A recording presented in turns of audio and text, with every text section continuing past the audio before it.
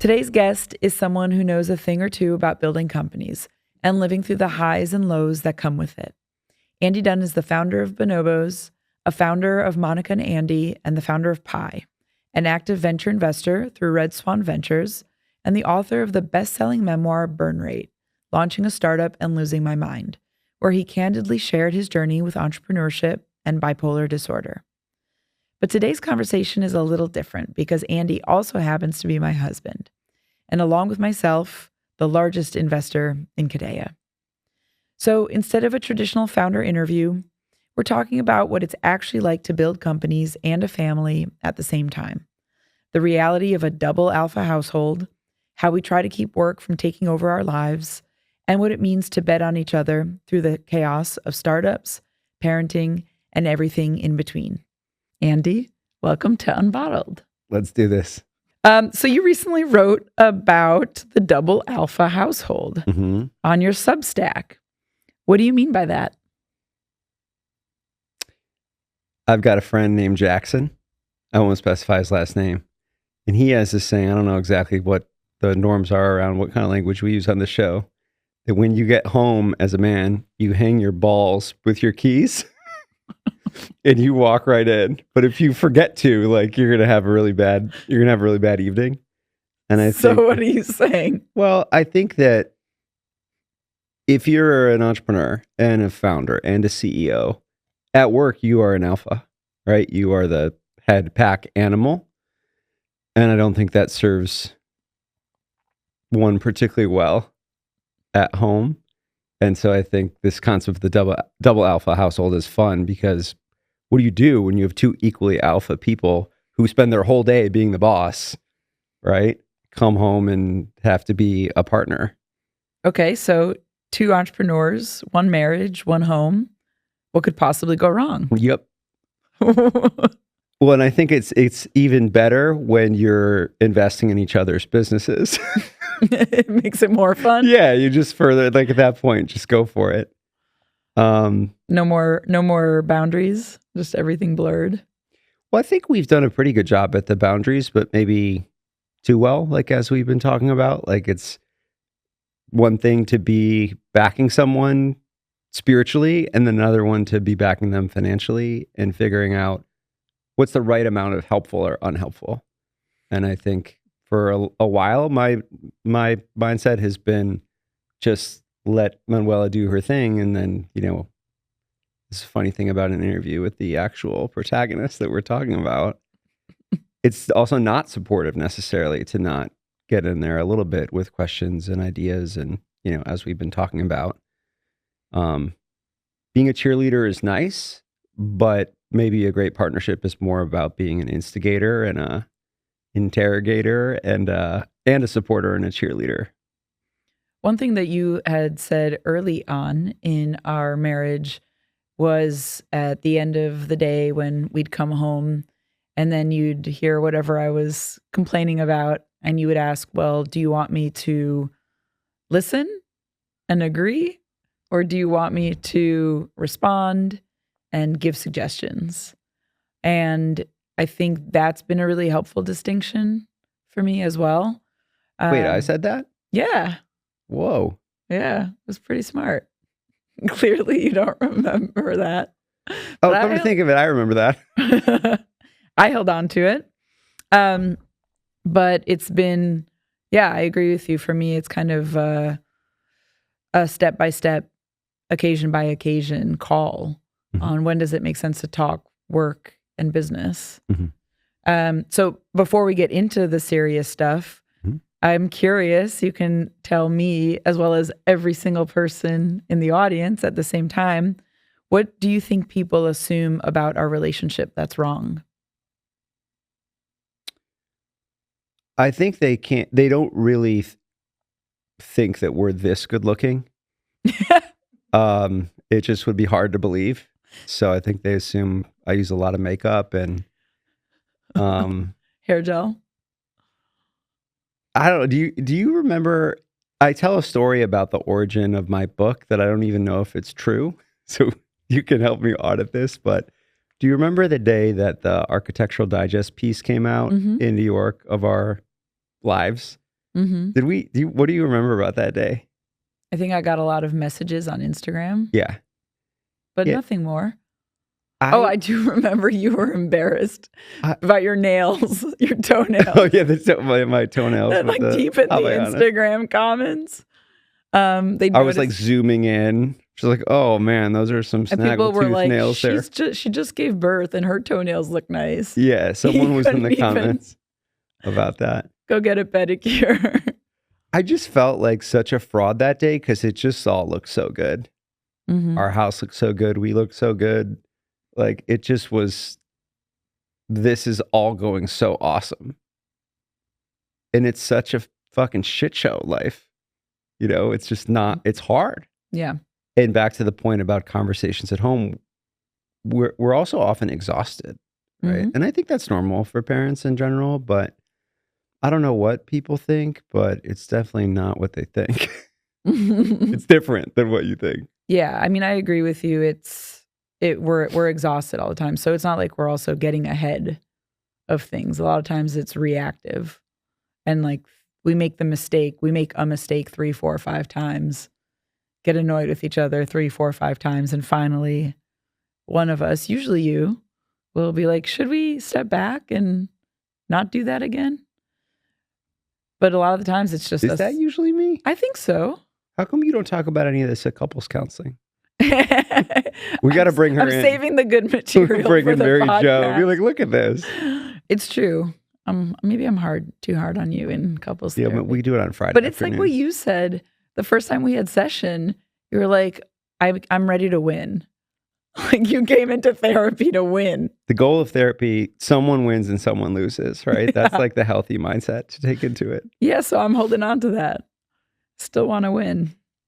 So what has it actually felt like for you watching me build Kadeya, especially as someone who knows firsthand how hard company building can be? First of all, I'm just so proud. I'm so proud of you because I get to see what goes into it. And I think it's a courageous thing that you're trying to do here. It's just all startups I think are hard. Kadeya is particularly hard, right? It's got capital intensity and long-term conviction that is required from the team and investors. And it's like someone I know recently told me like, hey, I really like what you're doing with something. And I was like, well, what do you mean? And I don't think it applied exactly to my day job at Pi, but he was like, it just seems almost impossible what you're trying to do. Yeah. Like, it's like, he was like, I really, good for you.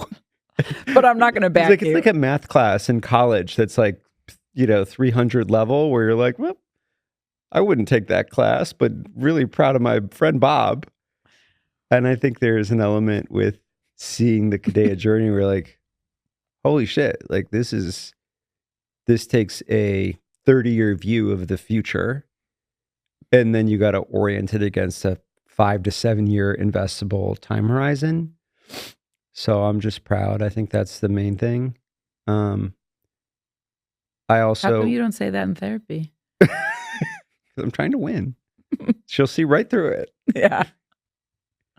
I also feel like it's been special to see how much you've evolved and grown through it. Like it's tested you. And also it let your star shine, which is why I was loath to come on this podcast. And share the glory. I don't want to. I mean, the backstory for the group out there, I guess, is that I used to steal the spotlight. Was a narrative in our marriage. You still do, but I'm okay with it. Well, now I'm stuck in a box in this particular environment. Okay, sorry, I take that back. No, but it's like I don't know. I tell myself when I've you become used to take the spotlight. Yeah. I've just gotten to see you shine and the world get to know you. And I love that because the world needs more of you. Thank you. So you want to get into some tougher questions? Those were not tough. We're going to get more specific. Okay, good. What does it mean to be married to another founder? It means you're fucked. if you think about it. Like, I feel like, If you yourself are a founder. yeah, it's like you're right. You have a fundamentally undiversified strategy, financially, parentally, domestically. So it's like not a good idea unless it's inevitable, right? And I feel like when we got married, I knew I was going into the double alpha. But the thing about the double alpha that we didn't talk about is you can't really win as a double alpha as a man, because by winning you lose. I want to hear more. I feel like it's true for the woman as well. But you state your case first. You already know these stories. That's why this is like funny to do. It's like it's like I still laugh. Paranormal. But do you remember the Uber X driver in San Francisco that I told you about when we were engaged? Yeah. And he was talking. I was sitting in the front seat for some reason, and he was talking to his pre-COVID. Yeah. Someone reminded me we used to sit in the front seat. I was in the front seat. He picked me up in the Presidio, and he was talking to his presumably wife in Portuguese. And he was just chatting away, but he was talking Portuguese in an Italian accent. And so when he got off the phone, I was like, hey, is your wife Brazilian? And he was like, how do you know? And well, you're speaking Portuguese.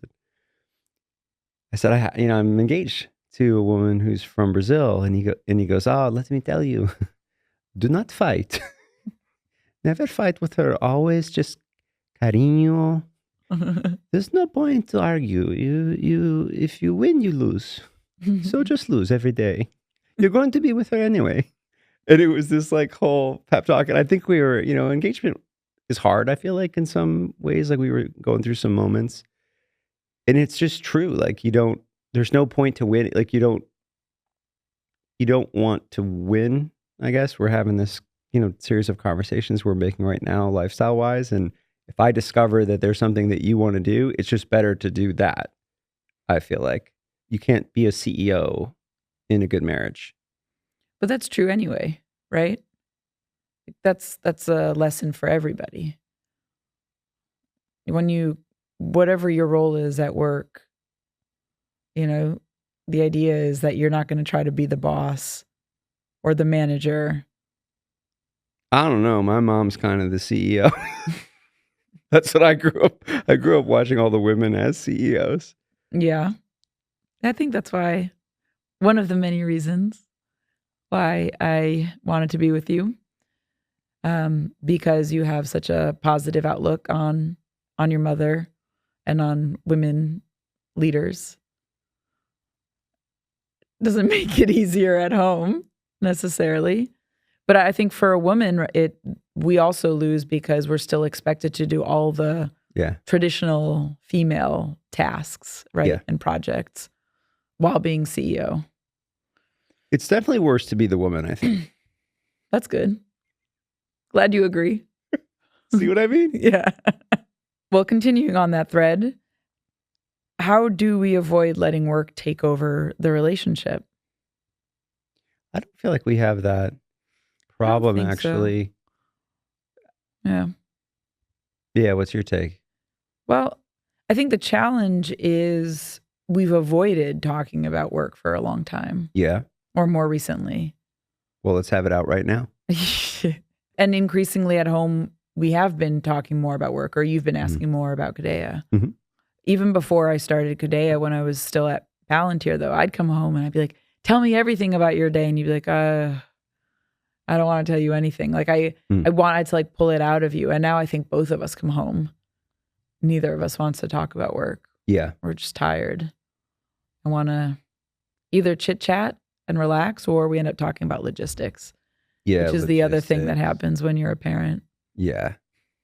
You like go to bed talking logistics. Yeah. Wake up talking logistics. Yeah. It's like you need to have enough time to get through all the logistics to even see what's on the other side of it. And I think back to the double alpha, there's so much logistics and so little time. So I like what we've been doing recently on occasion by actually having a meeting during the week when we both have that energy and we're in that mindset, right? it's like a paradox. What we actually need is to be more CEO and founder like sometimes in our personal lives, which we can do, right? Like it probably only takes half an hour a week of like being on, but when someone's, I won't specify who, but like someone's scrolling Instagram, the other one's playing chess, you know, you're there for a period of time, but your attention is distorted, right? And these phones, right? It is the damn phones. It's like being fully present is just as big of a trick as being co-located and not working. Yeah. And then I think there's the track in your mind of what you're doing at work, what you need to do. I joke with my team, I'm not the originator of this, but startups are like a fucking mind virus. It just takes over your brain. So it's like, how do you get out of that and be present without like being on vacation? Yeah. Yeah. And learn to do that every evening and every weekend. Do you want to talk a little bit about how some of the boundaries we've put in place? Will you have boundaries? I'm talking about with the cell phone. Oh. Like your cell phone Sabbath? Yeah, I mean, those are my best experiences of Friday evening into Saturday is just airplane mode on the phone. And still interesting, like how hard it is to do, or like just to have it in like the bathroom or something. Because I do think there is like a thing where even just having it nearby robs attention. Absolutely. But then you're supposed to work 7 days a week or something, right? And what I found is that my team would prefer, they prefer smartphone Shabbat. Like they want to check out. They want a break. Day. Yeah. Yeah, they want a break. It doesn't necessarily need to line up with my break. But if someone's on, I feel like I need to be responsive to that person, right? Or there's like this one thing to do. So we've all had that experience. Like you're about to, whatever, put your phone to the side and go to bed and you're like, oh, I got to do this one thing. And it could even be life logistics related. Yeah. And so you just go back into that universe of stuff. And then there's all these other adjacent possibilities. Okay, I sent that message or email or I calendared that but thing. I got another message. Got another one. Or let me just check this for a second, right? And I even had this, I think like 2 nights ago where I was like, okay, I'm just going to put it down and start reading. And just for a second, I was like, oh, I'll just check the Bears trade wire. This. And I just disappeared for 2 hours. This. And at one point I was watching a YouTube video of a linebacker's college highlights who the Bears just signed. And I was like, this is fun. And I thought about it the next day. I was like, what am I doing? Like, why am I watching college highlights? So I saw the glow, the yellow glow of the screen over your shoulder. Yeah.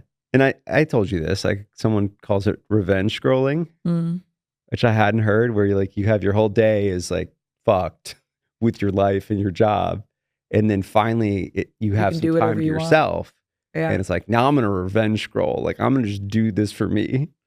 But, as you pointed out, that is a direct offset to more productive uses of time or getting up early and spending time with your family. Yeah.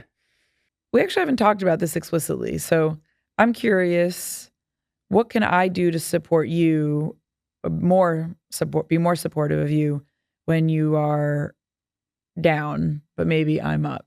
And I'd be curious to flip that then as well.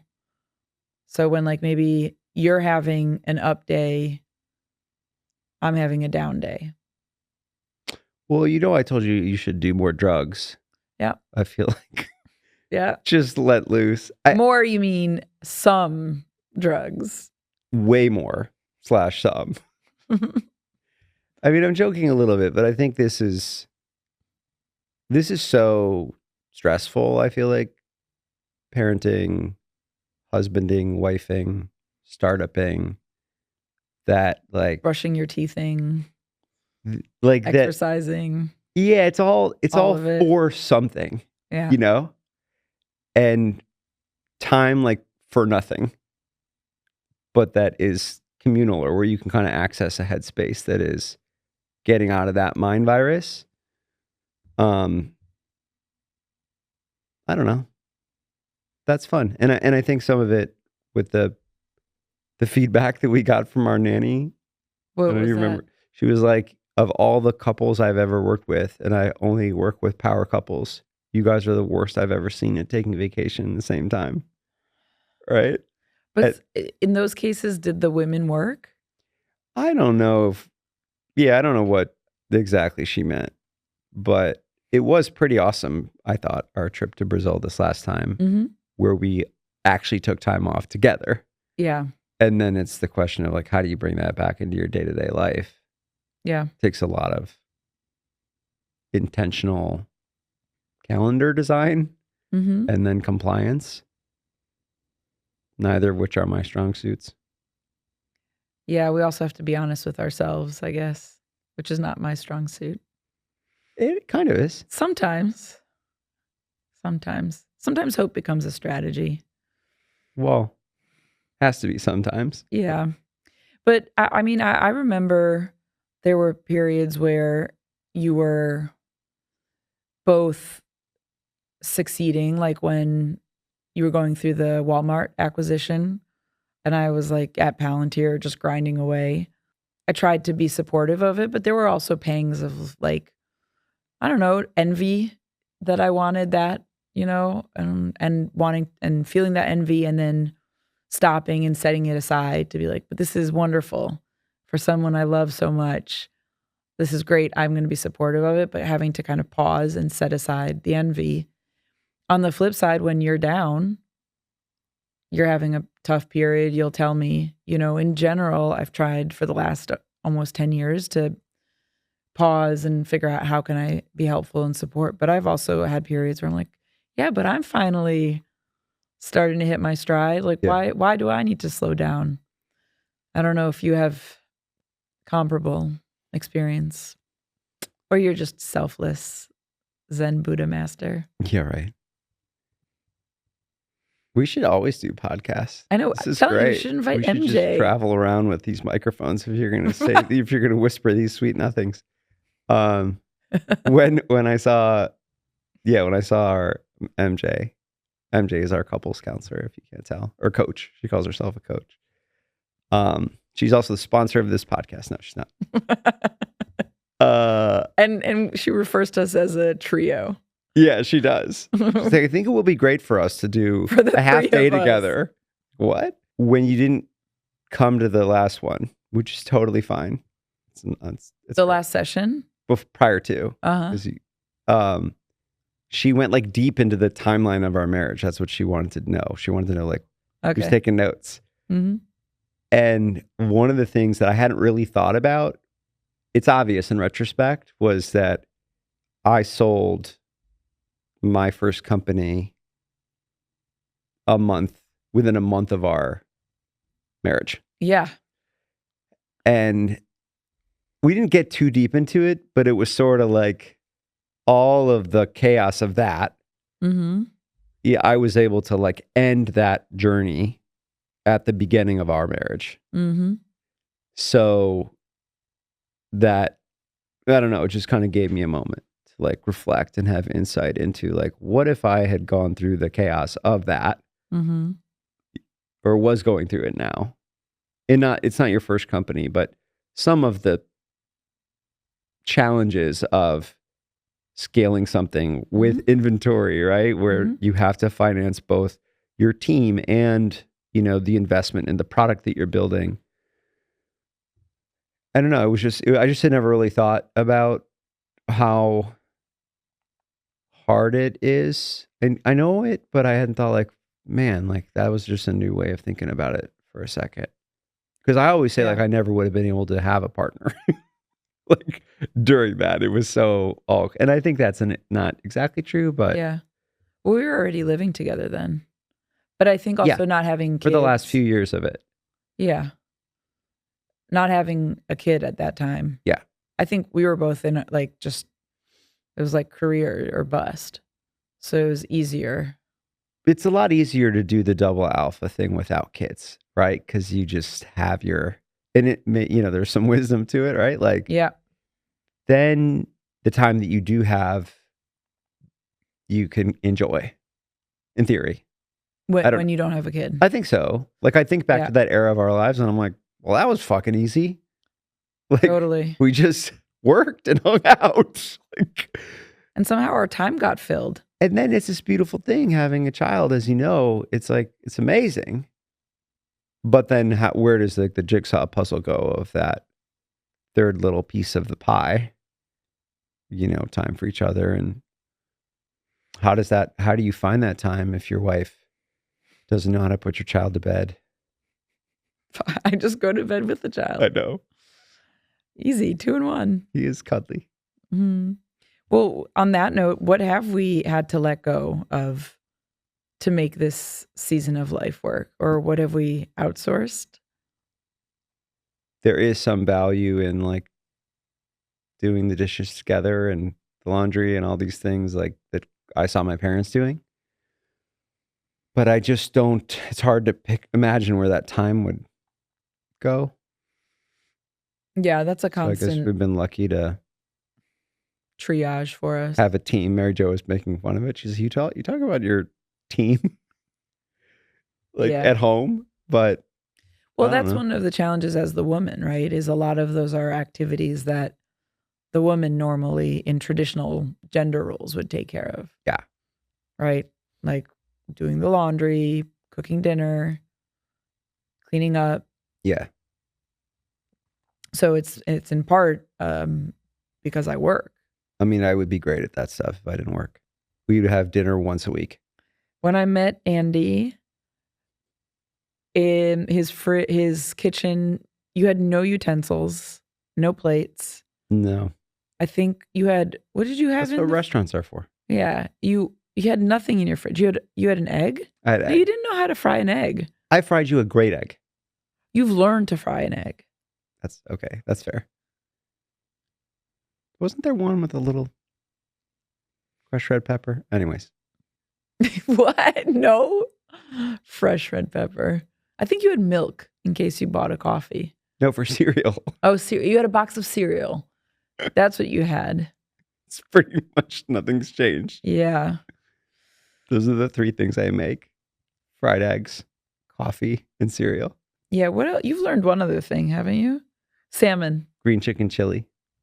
Yeah. That was chili. good. That was good.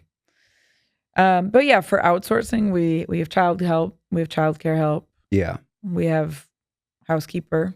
Yeah. You get someone to cook you food. Yeah. I've been cooking more. Yep. What else could we outsource? But that is We could outsource the tension. logistics. Someone else to do it. Can we just No, get an AI agent. That's what I'm working on. Yeah. Ooh. Sounds weird. It can make calendar invites now from text. Okay. Cool. So is there such a thing as balance, or is it just constant reprioritization? We could outsource cuddling. Yeah. cuddle AI. And then we could just sit there and scroll on our phones all day. Humanoid robot Yeah. just rubbing your back next to someone. Is that you? Edgar, quiet. There is a robotic massage company actually now. Sounds about right. You talked a little bit earlier about, the mess behind the appearances. What don't people see behind the polished founder or operator identity? I don't know how to say this exactly, but I feel like we're just such ordinary people. Like we're just, I don't know. It's like a lot of this stuff I feel like is made up. Mm-hmm. Even now, like the lights, the microphones. Let's talk about our jobs and our marriage. Like there's an element of theater, I feel like, to the startup world Mm-hmm. that maybe this is obvious, I guess. And then at home, I'm like, I just want to get on this sofa and watch the Bears with a cold Kadeya bottle in my right hand. And your Or chef like- prepared dinner in front of you. Yeah, exactly. Perfect. I don't know. We're just like a couple that does this thing that's semi-public, Yeah. but Well, everything is feels- semi-public these days anyway, right? Yeah. Increasingly. There's that pressure to be public. yeah. One thing that we've been doing that I think is funny, I don't know if you posted it or maybe we could post it in like the show notes, I cut your hair. Yeah. I started cutting your hair. This is ongoing, you think? I auditioned. Did I not make the cut? You did great. It was free. Yeah. Yeah, this is the product. What do you guys think? No? All right. So you're going back to outsourcing No. haircuts? I haven't decided yet. Okay. I'm still in the Still in audition the hunt. phase. Yeah. Okay. Okay, so you've been incredibly open about bipolar disorder and mental health, Mm-hmm. Especially in your book, Burn Rate, which is a great read. I lived through it and I still read it and I still laugh out loud. And What do you I'm mean surprised. still read it? I still read it. I'll read parts of it. I haven't read the whole thing since the draft version, the Yeah. galley version, Yeah. where I was surprised about some things. You know, it's good I to. was like, "Oh, you did that?" Yeah. So how has your relationship with ambition changed over time? Mm. You talk about this a bunch. Yeah.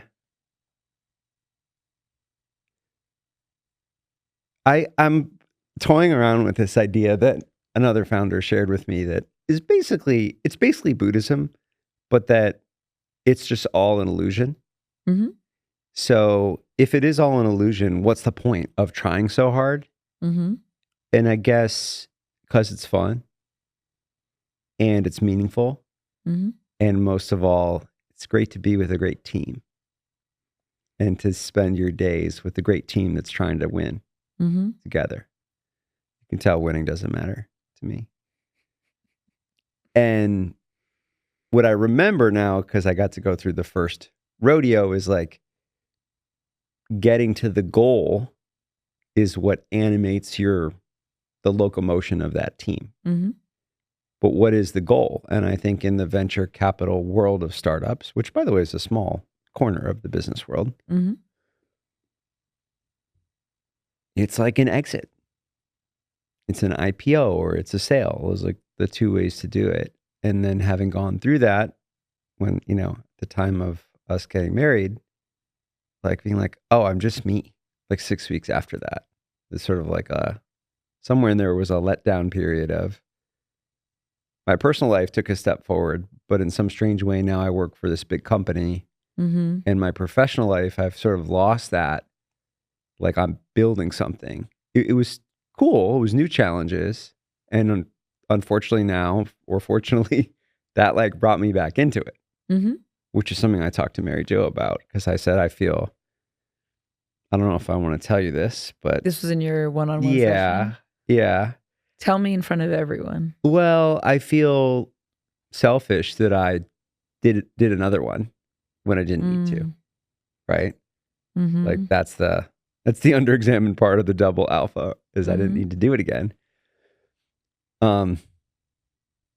But part of why I did it, and that has changed my relationship with ambition, is that I love the doing of it, that the goal inspires, but the goal itself is like an oasis. Mm-hmm. Like when I just get there, when I just get to that financing round or that next milestone, and then you get there and then you just keep going. So you kind of, Mm-hmm. I don't know, it's cliche, but I enjoy it now more because I'm not actually trying to I don't believe the there is there. Yep. It's just the here. You have to be present. Yeah. And here having and fun now. with it. Although you did say yesterday with MJ that you were talking about how at the end of your life, at someone's funeral, at one's funeral, no one cares what company you built. They don't care. And I just, I guess for the benefit of the group, at my cousin's husband's funeral, Rahul, who, passed away at 47. It was amazing to see how many friends came up to testify as to what a great friend he was. Mm-hmm. And it just reminded me of that cliche thing of, no one on their deathbed is like, oh, if I'd only worked more. Yeah. And then the curve that folks show you of like time that you spend with like your parents, and it's like, and even your own kids is like, Yeah. And then there's like time alone. Yeah. And like work is so long. And so even acknowledging our child, it's like this is a fleeting experience of having this human in our home, let alone at its beautiful, magical young age. And that's messed up because from the founder vantage point, because it is either so fun or so immersive or so stressful, you are distorting so much energy and attention to this thing that maybe isn't the biggest long-term creator of meaning and sustenance in your life.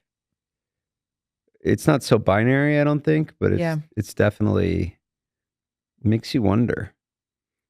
I think it is in large part what gives us meaning, right? Purpose. Get up in the morning. Yeah. Like, what are you getting up for? I think you and I both share the trait of wanting motion and feeling like we're overcoming obstacles and maybe changing people's minds or changing the world in some small way. I don't know that we'd be as available to our friends and family if we didn't also have that. I like this narrative. I'm going to go with it. Okay. I've been thinking about it I like since what you yesterday. did there. Really? Mm-hmm. I was like, well, I don't really care what people say about me at my funeral. Well, where's... So true. I don't. I'm not going to be there. I'm hoping not to be there either. But legacy. But where does it... What is my legacy? Legacies are so dumb. What's the edge though then? Edge of... Well, if you are changing the world and you do love doing it, how do you, I don't know, you probably don't have enough time to think about it, but what's the outer limit of that? Yeah, I don't know. Relative to the constellation of, yeah. I'm not good at that. You know what else I've been wondering is, do you think it's good that we both know so much about startups? Why? I don't know. It's like, it's funny to work in this arcane corner of the world where, you know, you go to bed talking about cap tables or some fucked up shit. Like, in my mind, like I take it for granted that we both have such an understanding of it. Yeah. I've been thinking more and more frequently as I learn about new, like I've been obsessed with debt lately, like learning all about debt and how debt is going to be a part of the capital stack for Kadeya. And now I drive by like on some main street and I see a bank. I'm like, oh, that's what you're there for. Like, that's what the bank has been sitting there for all. I used to drive by and be like, what do banks do? Why is there a building? They're just going to have a checking account. I can do that online. What do they do at the bank? I'm still actually not 100%.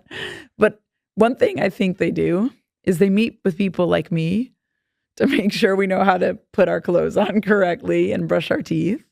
And we look like normal human beings, like they could trust us. Do you think there's a study that people that brush their teeth are better at paying off their debts? Ooh, that's a tough one. At first, I would say yes. But then are they spending too much time brushing their teeth? Yeah. Like not enough time. Like you want someone that brushes their teeth, but if they're really good at flossing, like you're screwed. How do you think about protecting your mental health while building at a high level? I can think of some examples of how you're managing that, but... You go. Well, you talk in your book a lot, not a lot, but you've talked in your book and then you reference often, I think it's great, how sleep is so critical. You have a great regimen with a psychiatrist who you check in with 2 times a week now. Used to be 3. And you guys have your medicines, your menu of medicines that you kind of have your meat and potatoes every day. And then you've got a few toppings that you can layer in.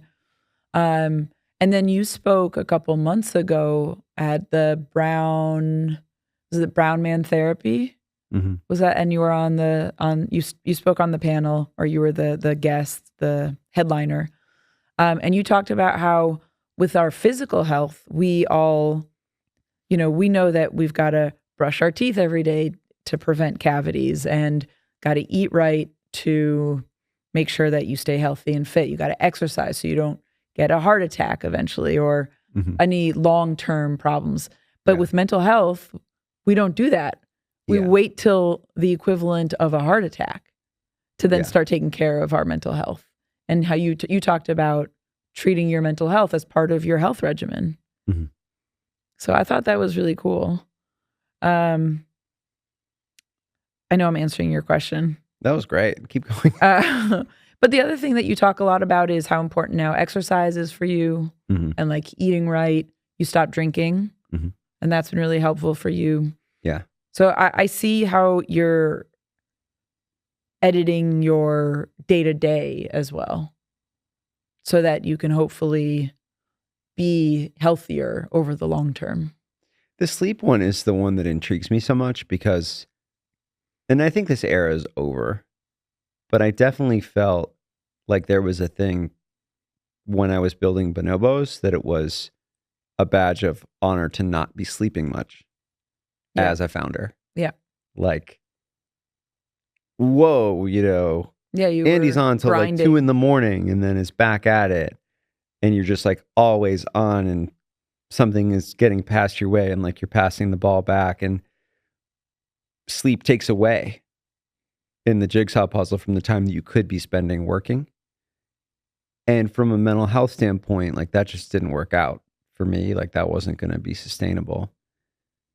And now it feels like if I can't get at least that 1.5 to 2 hours of REM and 45 minutes to an hour and a half of deep sleep, then like it's like taking a brick out of something like that. Everything else is just worse. It's harder to exercise, tired at work, tired around family. And so once you start optimizing for that, set aside the 7 or 8 hour typical thing, but the actual restorative sleep. Mm-hmm. And as you know, I have a few gadgets to measure this. Then all of a sudden it's like, well, why drink? Right? Because alcohol makes it very hard to get that restorative thing in. And it's also kind of fun. So it's like, now you're up late and all this stuff. So that was that just kind of pulling that out, like supported the sleep part. And exercise is the one that's been harder for me, whereas you're like, have 20 years of being pretty consistent. Just everyone can note. For me, it's very hard to do that rhythmically. Like this morning, I did not want to go. Mm-hmm. I even got sad in my own mind. I was like, I don't want to go. Like that was the conversation I had with myself. I don't want to have to exercise. And that's just been big. So it does feel like the nerdy bro term of a stack, where like the bottom of the stack is sleep. Then I don't want to make it a pyramid because I'm not sure what's more important. For someone with bipolar 1, medication.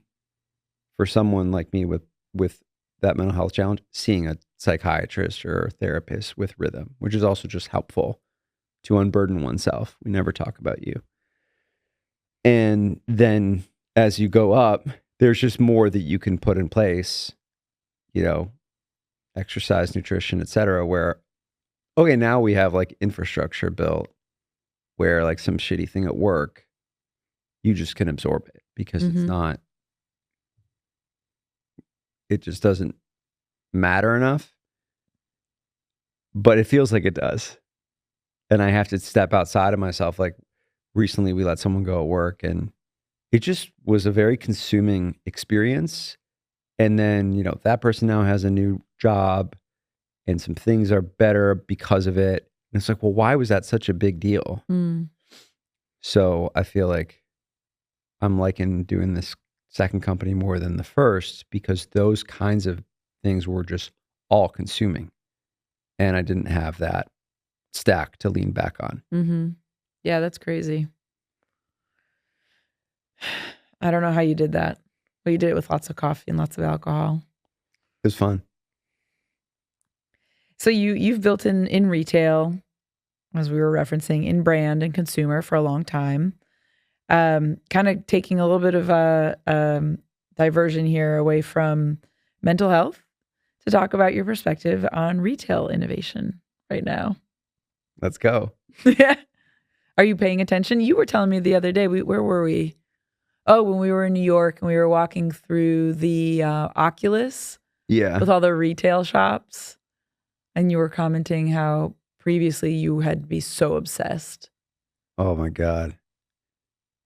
and you don't have. Well, it's like reflecting on a different mind virus, Yeah.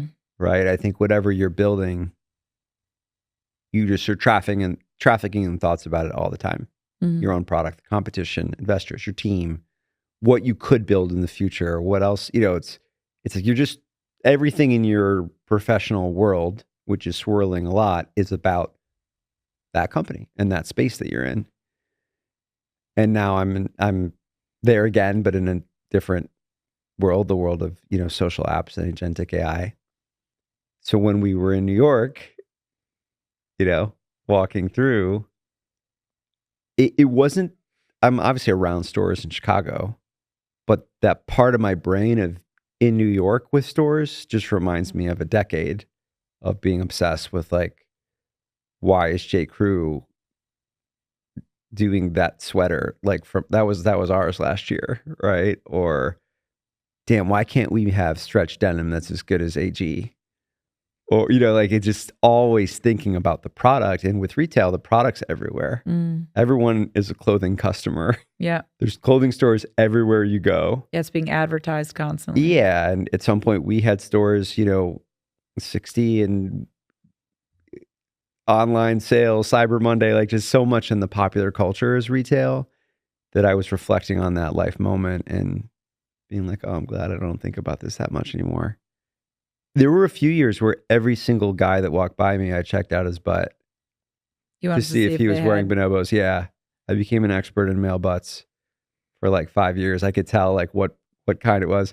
And then what kind of pants, not what kind of butt. What kind of butt it was. Yeah. Maybe I figured that out too. Or at least I could imagine it. And then it was cool to not do that when you're like, oh yeah, of course that guy's like wearing our pants. Like I had this moment actually at the gym. A guy that I met at the gym today is a former NFL. This is funny with all the butt talk, former NFL tight end. Mm-hmm. And so I was so interested talking to him. And then at some point he was like, what about you? What do you do? And I was like, oh, I used to have this company, And I say the name because I'm always curious, like if people know it. Bonobos. He's like, oh yeah, I know that company. And he had the product there, and it was just cool. It was like, okay, we built something that mattered. That's great, and it's doing well. It's doing really well. It's just that's the most elegant challenge. Like, can you build something that survives you, both like the culture of the company and the brand, and that it can like keep going. And I invited him to Daddy Dinner Club, and he was super excited about it. It was funny. We had I felt like. Do you want to tell what it is? Daddy Dinner Club. I mean, the idea here is like, dads, we're bad at life. And one of the things that we're bad at is socializing. And meeting new people is like, whoa, I don't have even time for my existing friends. So yeah, we're just trying to get together, ideally 6 guys at a time, once a month, 6 times in a row. Mm-hmm. And the cool part, I haven't talked to you about this actually, I don't think, is I bring a question each time. Mm-hmm. And the questions are fun. So like one we did was, what's something that your dad did that you never want to do? Mm-hmm. And what's something that your dad did that you want to like carry forward? Or maybe I did tell you this. You didn't tell me that question. You told me one about asking about drugs. That one was funny because, drug use? Well, it was like, I made it as a joke, like, what substances do you use? But basically the theme was like, what do you do to let go? Right? Like, how do you, and it's just fun being around dads because there's just it's all there. Like the ability to like be funny, be vulnerable, connect with new people. But I feel like it's so bottled up in your average like 45-year-old man who's just like preoccupied. Yeah. We did another one. It turns out everyone there had a son. And so I brought up like, what's the most physical you've gotten with your son? Which I thought was a weird thing, but I had just gone through our son being like, bye-bye, you squeezed me. Yeah. And it was like this whole treasure trove of stories. Yeah. Of like, yeah, my son like hit my wife. And, I don't think there was a person there that I felt like everyone was like a pretty ethical person, but everyone had lost it and had a story about it. And then it became a more interesting conversation than the stories of how do you create boundaries and like what's the right level of discipline. And I think I told you about the one guy who says I'll take your toy away and then just disappears his toys, which I thought was maybe aggressive. But it's cool. But that's an example of something that you've actually introduced in this season, is figuring out ways to connect with other fathers, obviously, but people who you otherwise wouldn't meet, right? Because as in a family, it's harder to necessarily make new friends. Yeah. I think that's helpful with your mental health management as well. Yeah. Well, I'm curious, going back to, if you think back, to Bonobos days to now today, how have you seen venture capital change the last 10 to 20 years? And where I'm going to head into from there is talk to us about infrastructure and hardware. And, in the AI era, where that may be one of the few defensible moats. Curious, your perspective on how VC has or has not risen to the occasion. It's a funny industry, I feel like. I've gotten to fundraise in it twice with two companies, also be someone with a side hustle seed fund, be an angel investor in too much stuff. I actually went through a lot of angel investments from 2018 to 2022 today. I happen to be in, and it's like, whoo, we did okay, but 90% of stuff was like, I did like a green, yellow, red. 90% of them were red. Yeah. They're just gone. And it also, we've done some well with a couple of companies that have won, right?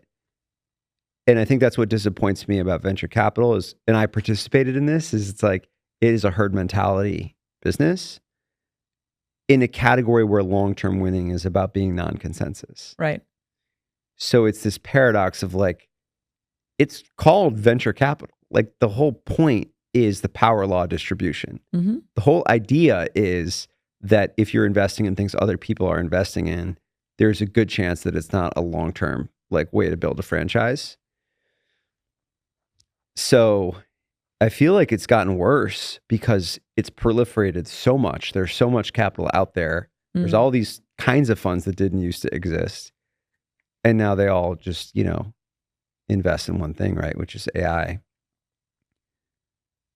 But it was always like that, and that's where I think about the pitch of why this is different than what's out there is actually how to make money and build long-term value. And it's how those investors are going to make money. But it's remarkable how many people you have to go through to find someone, that believes in it. And I think finding those people are as hard as ever. Yeah, definitely as hard as ever. All right. So we're going to go into our rapid fire section. Okay. I think you'll be good at this, in part because you took stand-up comedy class at Second City. So we got to see what you learned there. Oh boy. Okay. Who is more likely to bring work drama to dinner? Me. I agree. What's one thing I do as a founder that drives you crazy? Unit economics spreadsheets. Yeah. One thing you think I'm uniquely world-class at? Courage. Finish the sentence. The key to surviving a double alpha household is? Alcohol. For one of us. I don't know. I lost the key. One thing you hope our son learns from watching both of us build? Independent thinking. He's got that. He does. Already learned somehow. Yeah. And one word for this season of life? Sacred. I agree. Yeah. Thank you. Thank you. Great episode. Let's go home. Thanks for listening to Unbottled. If this episode got you thinking about plastic, systems change, or how we build a better future, don't just be a listener, be an owner. Kadeya is raising a community round on WeFunder, and that means you can invest as little as $100 and help us bring closed-loop beverage systems to more people in more places. Because real change doesn't happen alone, and the future of hydration needs all of us. Learn more and join our investor community at wefunder.com/Kadeya. Let's build it together.